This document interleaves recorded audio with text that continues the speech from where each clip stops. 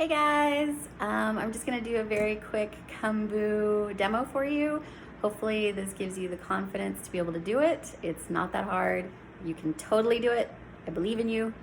Let's go. So what you need for Keumboo is just some tweezers, an agate burnisher. Agate burnisher is important. A regular burnisher, like this one, a metal burnisher, could tear the gold foil. So you don't want to use this, you want to use this, and you need a hot plate.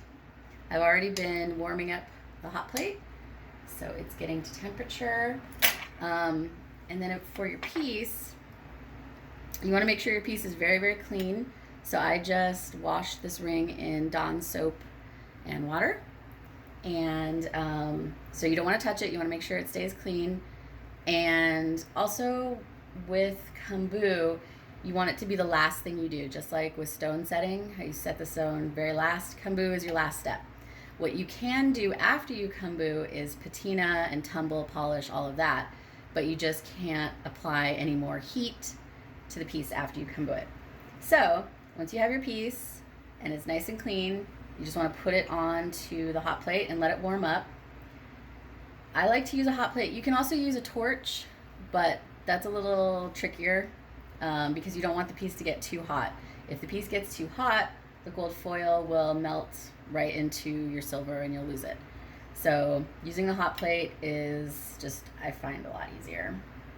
So we're going to go ahead and let that warm up and then we'll get back to it. Okay, so you know your metal is warm enough when it starts getting that like goldeny color. I don't know if you can see it. Hopefully you can see it, but it's warm enough.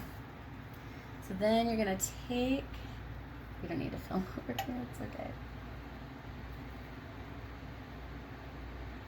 You're gonna take your. Oops, there it went.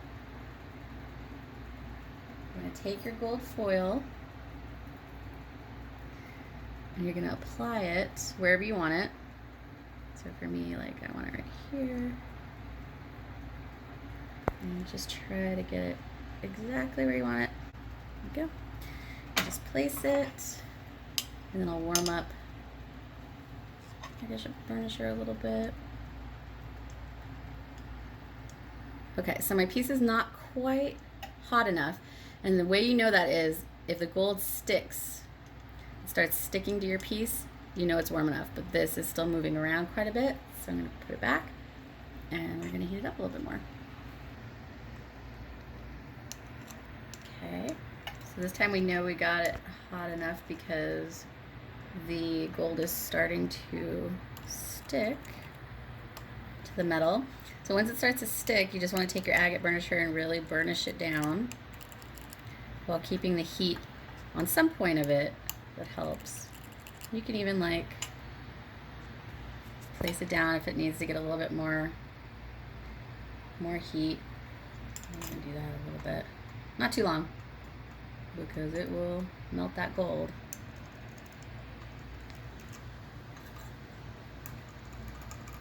And obviously don't touch your piece because it's very hot.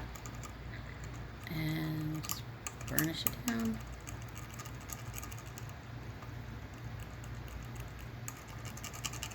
And what you're doing is you're bonding these two metals together, so just keep burnishing it down while applying a little bit of heat. And that's really all you do. I'm just gonna make sure it gets hot enough and it's gonna stay on there.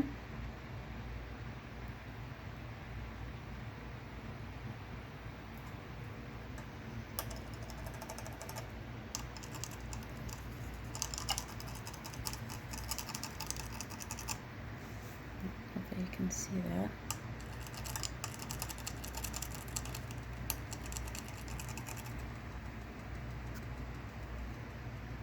Yeah, it's almost done. Like I said, it's not a very hard process, and it's a great way to add a little bit of gold to your sterling pieces. I think it finally got hot enough because, as you can see, the child has joined us and is giving us a little bit of guidance. And yeah, That's on there. It is stuck. It is nice and burnished down. So we are good. That's all there is to it.